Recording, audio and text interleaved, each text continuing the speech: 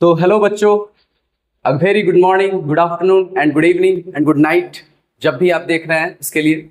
आज हम आपके लिए लेके आ गए हैं क्लास 10th का सीबीएसई का एक बहुत ही इंपॉर्टेंट चैप्टर जिसका नाम है इलेक्ट्रिसिटी। ठीक है, तो आज हम लोग जानेंगे कि इलेक्ट्रिसिटी क्या है और उसका एक इंट्रोडक्शन देखेंगे। ठीक है, तो बहुत सारे बुक में दिया गया है ये चीज कि इलेक्ट्रिसिटी जो है एक फॉर्म ऑफ एनर्जी है। बिल्कुल सही, इलेक्ट्रिसिटी एक फॉर्म ऑफ एनर्जी है, बट जो कि हमारे इलेक्ट्रिकल एप्लायंसेस को क्या करती है, चलाने में हमारी हेल्प करती है। ठीक है, एनर्जी का काम ही होता है क्या, कुछ वर्क करे। ठीक है, लेकिन एक दूसरे तरह से अगर इसके बारे में बात किया जाए तो इलेक्ट्रिसिटी आपका एक ब्रांच ऑफ फिजिकल साइंस है।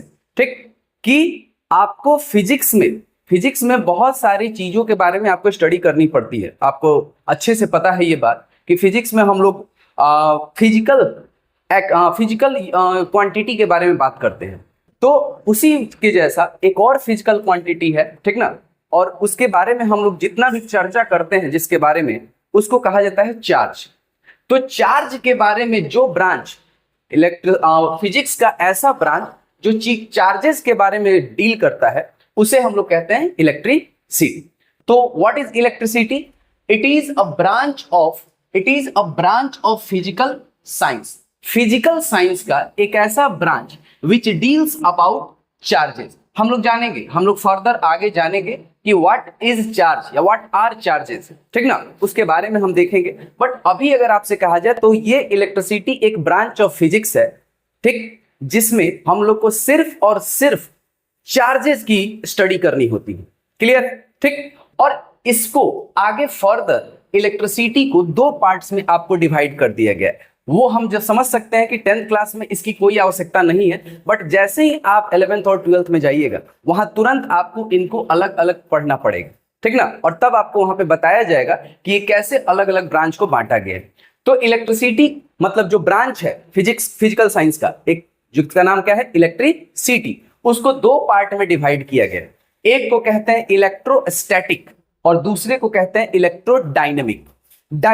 इलेक्ट्रोस्टैटिक और इलेक्ट्रोडायनेमिक। ठीक है, इलेक्ट्रोस्टैटिक क्या है? तो इलेक्ट्रोस्टैटिक क्या है कि ऐसा इलेक्ट्रिसिटी ब्रांच फिजिकल साइंस का एक ऐसा ब्रांच इलेक्ट्रिसिटी जिसमें चार्जेस के बारे में बात होती है, उसमें अगर चार्जेस रेस्ट में हो तो वो पूरा ब्रांच कहलाता है इलेक्ट्रोस्टैटिक। इलेक्ट्रो मतलब इलेक्ट्रॉन which has charges और स्टैटिक मतलब स्थिर, रुका हो। ठीक, तो चार्जेस अगर रेस्ट में होते हैं और उसकी स्टडी करनी होती है, उसके बारे में पढ़ना होता है, तो उसे हम लोग कहते हैं इलेक्ट्रोस्टैटिक। और अगर दूसरा एक ब्रांच है जिसका नाम है electrodynamic. Dynamic word is used for motion के लिए यूज होता है डायनेमिक वर्ड।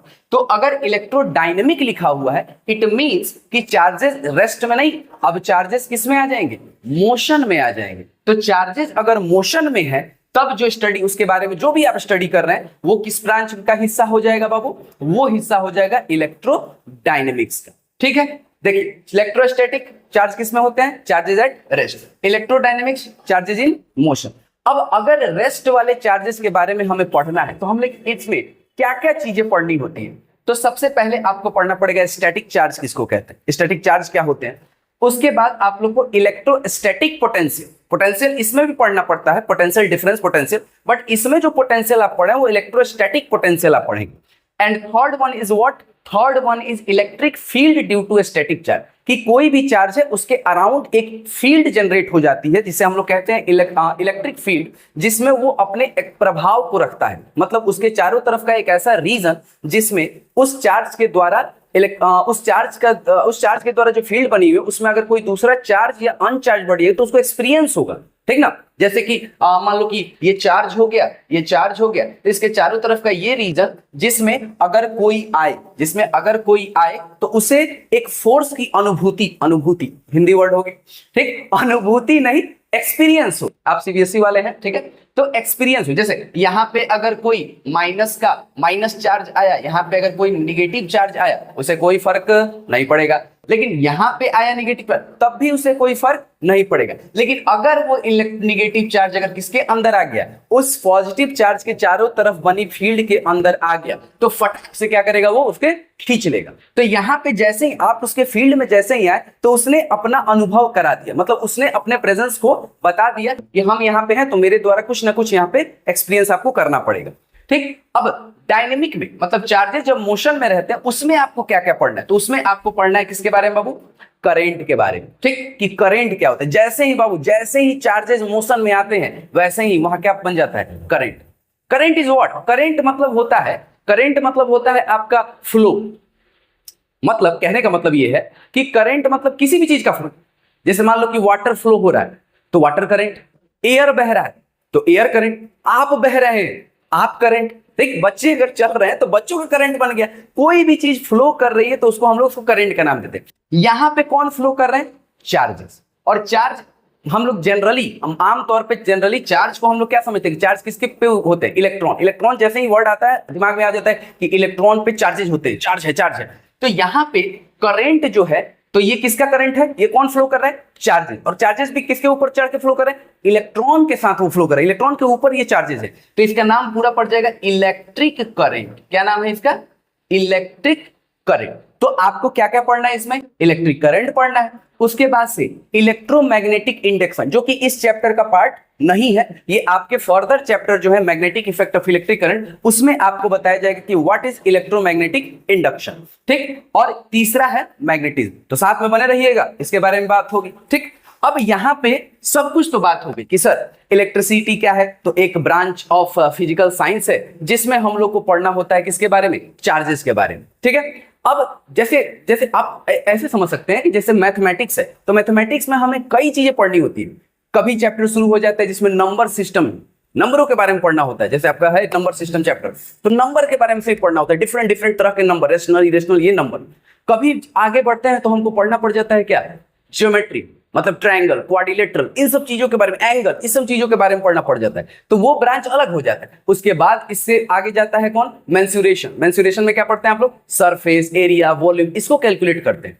एंड आगे और बढ़ते हैं तो एक और आप लोग का ब्रांच आता है जिसमें आपको पढ़ना होता है डेटा के बारे में, जिसमें बोलते हैं क्या, क्या बोलते हैं उसको, स्टैटिस्टिक। ठीक, स्टैटिस्टिक बोलते हैं। ठीक है, और उसमें आपको हर चीज के बारे में, अलग अलग चीजों के बारे में पढ़ना होता है। अब यहाँ पे जो है, यहाँ पे जो आप पढ़ रहे हैं, तो उसमें भी आपको फिजिक्स में बहुत सारी चीजों के बारे में पढ़ना होता है। लेकिन फिजिकल साइंस का एक ऐसा ब्रांच जिसमें सिर्फ चार्जेस के बारे में पढ़ना है, तो वो आपका ये वाला है। ये दो पार्ट है, ठीक है, इलेक्ट्रोस्टैटिक और इलेक्ट्रोडायनेमिक, जिसमें एक में पढ़ना है चार्जेस इलेक्ट्रिक। अच्छा, it is very important clear that कि यहाँ पे आपको 10th क्लास में इलेक्ट्रोस्टैटिक मतलब रेस्ट वाले चार्जेस के बारे में बात बिल्कुल भी नहीं करनी है।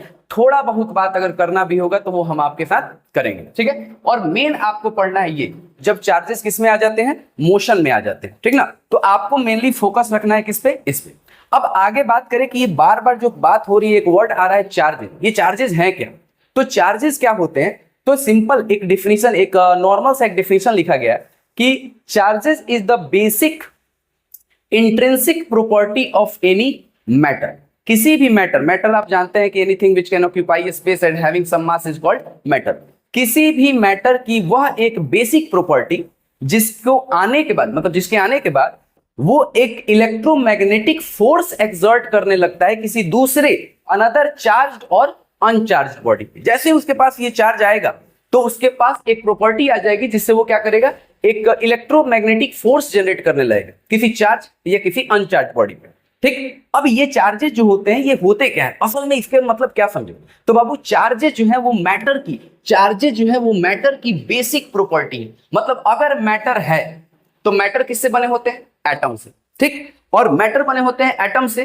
तो एटम जो है, एटम के अंदर आपने पढ़ा होगा, एटम के अंदर आपने पढ़ा होगा कि अगर इसको आगे बढ़ाएं, ठीक ना, आप चाहें तो स्क्रीनशॉट ले सकते हैं। ठीक है, अगर आपको आगे हम पढ़ाएं तो इसमें आप समझ सकते हैं कि मैटर किससे बने होते हैं, मैटर बने होते हैं आपके एटम के। मैटर किससे बने होते हैं, एटम के बने होते हैं। ठीक है, अब यहां पे अगर हम एक छोटा सा कोई मैटर ले लेते हैं तो मैटर के अंदर क्या मिलेंगे हमें, मैटर के अंदर हमें मिलेंगे क्या, एटम्स।